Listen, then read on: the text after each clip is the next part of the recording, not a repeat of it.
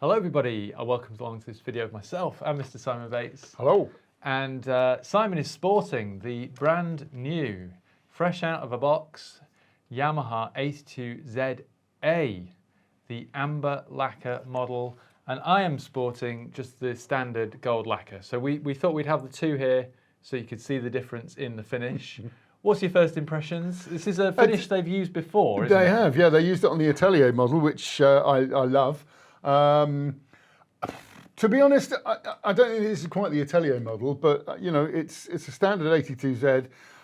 It's, I think, quite bright, a little bit brighter than the normal lacquer version, but really full sound. You know, I mean, it's a great saxophone. Yeah. It's an 82Z. Exactly. Well, we're going to compare them both. We're going to play them both as well. I'll get Simon to do a bit more on this, and then we'll do a bit more on the standard gold lacquer.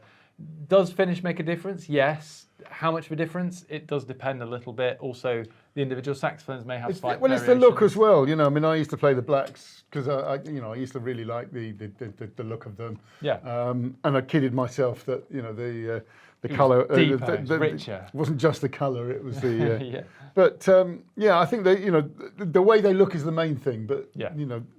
These saxophones, the 82Zs sound great anyway, whether they're silver plate or lacquered or the kind of options in between.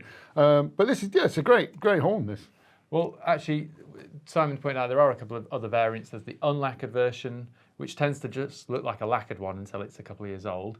And then there's the black finish, and there's black with gold keys, and then there's silver plate as well. But most of the sales we do are on the standard lacquer or the unlacquer, rather than the blacks or the silvers. But it'll be interesting to see how the amber goes. So just before I let you loose on that, we've talked about how it plays a little bit. But just from a look point of view, then, do you like that finish? Oh, I do, yeah. Yeah? Yeah, I think it's really nice. If you were choosing between the two? I think I'd go for this, yeah. There you go. I'll go and get the box ready for you, sir. Okay, well, let's give this a good run out, and then we'll swap to the lacquer, and then we'll have a little chat about some of the specs of 82Zs generally, just to remind everyone why they're such good horns.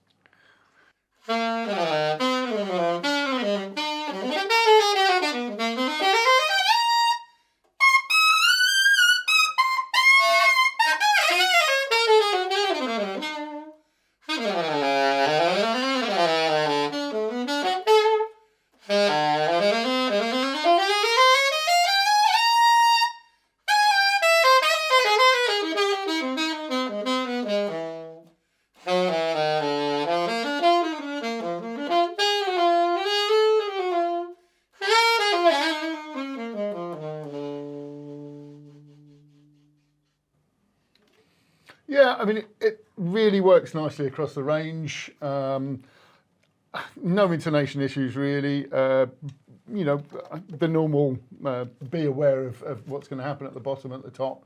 You know, you are going to need to make changes on any saxophone with the way you blow it. Yeah. This is very comfortable, very easy to get used to. Hand position is lovely.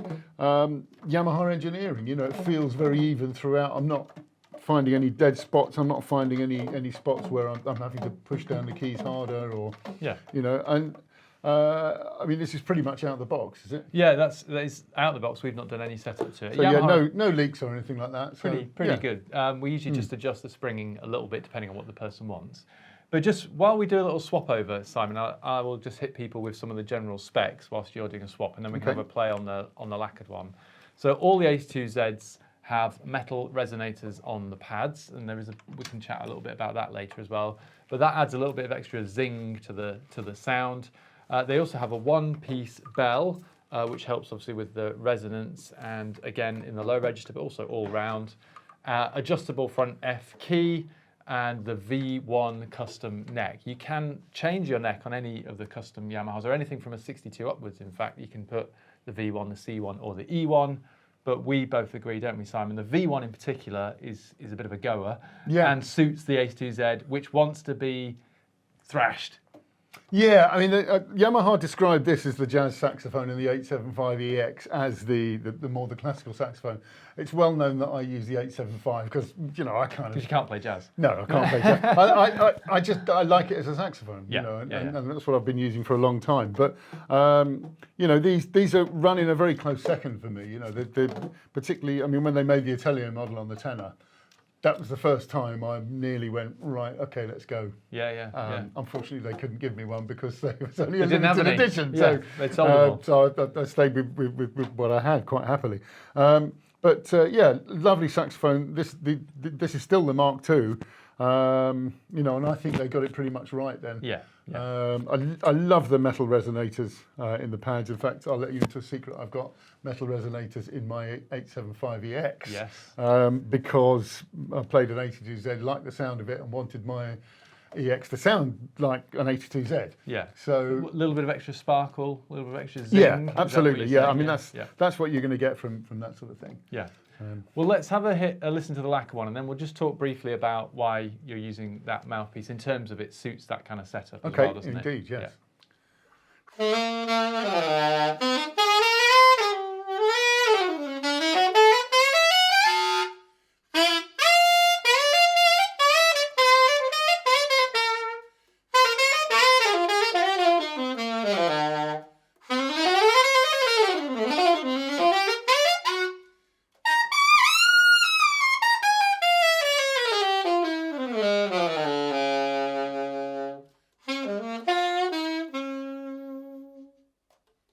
So yeah, I mean, surprisingly, I've not blown this one quite as much as the Lacquer one.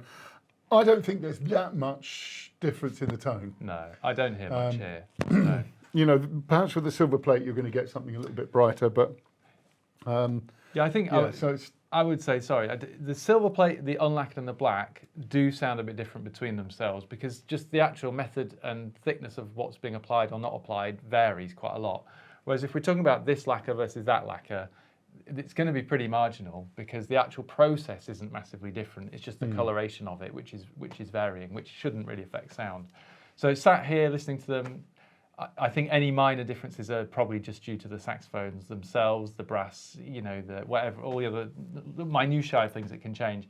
But they both have that A2Z vibe and feel. They do, definitely, yeah. Of vibrancy. But they can lay off. It's not just an in-your-face sort of sound. However, you are using a slightly in-your-face sort of a mouthpiece on this. So we wanted to, I suppose, sometimes you will have seen, Simon, if you've watched our videos in the past, you will have seen Simon using a vintage mouthpiece sometimes. We wanted to put something modern on this, and this is a modern piece that you use, isn't it? The Van Doren. That's right, A45. yeah. Well, it's an 80s reissue modern piece. It is. It's a jumbo Java A45 in the kind of, it's blue, but I don't know, what sort of blue is that?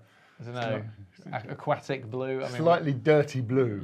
But it was a cult mouthpiece in the 80s for smooth jazz players particularly.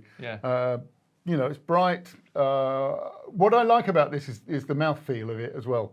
That sounds weird, but you know, with metal mouthpieces, you know, you've got to have a very tight embouchure, and you know, so if you're going from maybe, you know, a Mayer, a Brilhart, Selmer mouthpiece, or even a Van Doren, you know, and putting one of these in, your tone will change, but it's not a different feel. That's right. Yeah. But it does suit this saxophone, I think, because of the. Not that it's an 80s saxophone, because of course it's not, but the vibe of the saxophone, it wants air going through it, and that's what you get with this mouthpiece. Yeah. Well, so this is the YAS-82ZA. From our understanding, it's available for the time being. We don't know if that's going to be a short-term thing or a long-term thing. They don't tell us these things, unfortunately. I don't even think they know. They'll probably see how it goes. But for my money, it's beautiful. And it's just given the YAS-82Zs, which have been around a good number of years, but have been very good, just a slight breath of fresh air. Not that it necessarily needs it, but it's another excuse to talk about. Yeah, I mean, I think the point with the YAS-82Z is that they got it right. You know, there's a second version of it that changed some of the niggles with the first one. So, you know, why change it? Why change it? I mean, you said there's a slightly lighter thumb rest on there, and a couple of tiny little details which probably don't make any difference at all. It's marginal, isn't it? Yeah. So we have stock available as it stands, and Alto, and there will be a tenner which we'll be doing a video on very soon once the stock starts to filter through. Yamaha never have a huge amount of stock of the special finishes in any of the Pro End saxes because they just don't produce a huge amount, and that has to get spread around the world, obviously. But as soon as we have a tenner, we'll be doing a video on that. But for now, I think we'll leave it there, Simon. Thank you for your thoughts. Thank you for giving me the dirty blue. And if you could blow us out a little bit on the classic 82ZA lacquer, that'd be great.